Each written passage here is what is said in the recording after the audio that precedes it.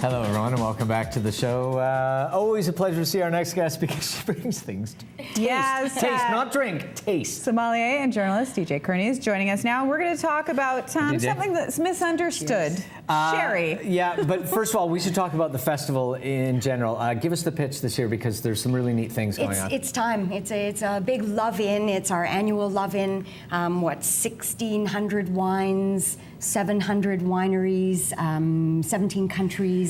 And you were mentioning something that amazed me because I've never heard of this. The Thursday night tasting, there's still tickets available. There's still tickets available, and it's the nicest night because the wine lovers come. There's room to move around. There's time and occasion to learn a thing or two. And fortified wines are the global focus of the festival, along with Spain as the theme country. Okay, my lack of knowledge could fill a stadium when it comes to fortified wines. What are we talking about with fortified wines? Everyone, I think, automatically thinks sherry, probably, and port. But what are we talking? For sure, and they're the two main families of this group. But really, it's wine that has alcohol added to it, right? They're fortified. They're stronger in alcohol than normal wines. They can be dry, they can be sweet, can be young and old, and everything in between. And when Mike and I knew you were talking about sherry, we both remember our grandmothers drinking sherry. Of course. But why does it have that reputation, and why should we think about it differently? Yeah. Well, because it's an ancient wine, right? It's been made for hundreds and hundreds of years, some of the most complex wine imaginable,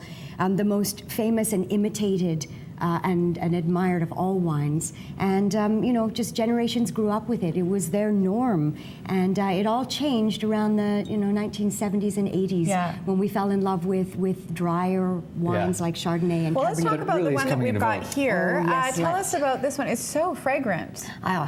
Such a great word to use because they are so aromatic, very, very distinctive noses, unbelievably complex. The one that you have in your glass is a manzanilla. This is a fancy word for a sherry that comes from the coast of Spain. It's very, very delicate, very fragrant. This one is aged as well, so it gets a little bit of color. It's dry as a bone, and it's got beautiful acidity. Wow, I snuck a taste. Salty and briny. You know what is really surprising about this, from, once again, my lack of knowledge of sherry, how much fruit is in it and how obvious it is when you taste it. I don't expect that from sherries. I expect to get the sweet before the fruit.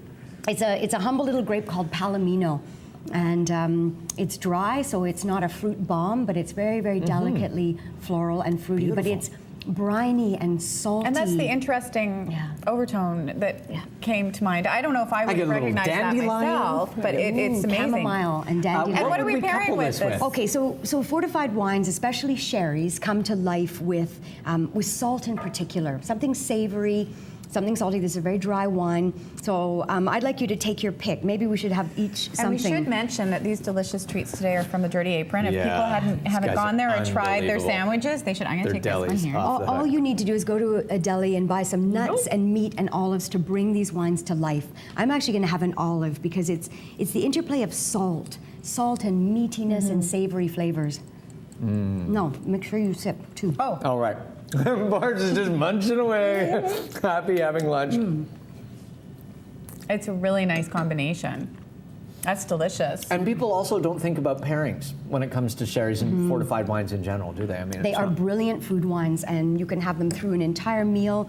But again, a little bit of salt, a little bit of smoke, cured meat is a natural. And what else are we going to be trying today, DJ? We're going to have some port next. One of the sherries that's so well loved on the market is the Tio Pepe Fino sherry. But I want us to stay with the Manzanilla because this is a Fino sherry that is aged. And please try the cheese. With the first one again? With this first one again. These sherries need help, right? They need love. And that's my personal I am here to help and love the sherry. And cheese again, this little funky cheese with a touch of blue mold. Oh, and that's alive, that cheese. Yeah, this one's a serious. So again, this is the dip. Sip the wine. It's always fun to sip first, then food, then sip again. You got to layer it? It's all about layering. It's like, Wow, that's a great cheese, too. Oh, that's a delicious combination. What do you think, Mikey? Oh. Okay, you're about to go. This is a very nutty sherry, and when you have it with an aged cheese, again with salt and a bit of blue vein funk, it just brings out what a gorgeous difference fruit. when you paired it with the cheeses as compared to the meats, too. It brought out a completely different flavor. So versatile, and this is such a delicate one, and it's fun to bring out the best. Yeah, beautiful.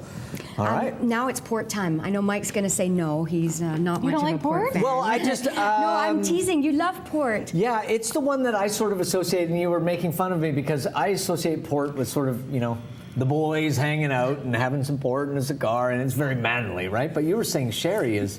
Sherry is just as manly. Just as manly. The bullfighters. What? All right.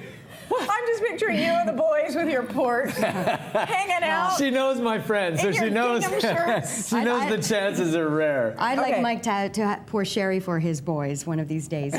So port, perhaps the most famous of the fortified Right. wines, comes in many different styles. Again, this is a reserve ruby, meaning a really good quality ruby. And the color of it, you're not kidding with the ruby. It's such a thick red. Can I ask is, a for sure. stupid question number, I think I'm up to probably about number 7 or 8 now. Are they all fortified with different liquors, or is it all standardized? It's all a grape spirit, so it's Okay. just varying degrees of alcohol. This has a very high, pure How high is white. high when we're talking compared to wines? Is this 20%? This one will be 20%, and these are 15-ish%. But the grape spirit that is used to arrest fermentation here is very, very high in alcohol content, and they do use a grape, like a grape brandy. And what should we be looking for on the nose and the flavor? And Well, look for Whatever you find. Cherry. massive. I'm asking the sommelier. I know, sorry. Sorry. But I Mike was just giving... wants to be one. You're looking for fruit, obviously. We've got 6 of the big port grapes in here. These are fiery, robust, big, heavy-duty, rich, And are we sweet pairing wines. this with the desserts we have over here? Is that what we're doing? That's exactly what we're going to do, because I think port and cheese is such a standard. It's a classic, easy to do, but this is a versatile dessert wine as well. Yeah. And we have some beautiful sweetish nuts, some chocolate and pistachio. Very sweet nut. There's a little bit of gold on the cookie as well, so if little you want to gold make some dust. money, eat And that. organic So grapes I here. taste, and then Well, let's take just have bite. a taste of the wine by itself.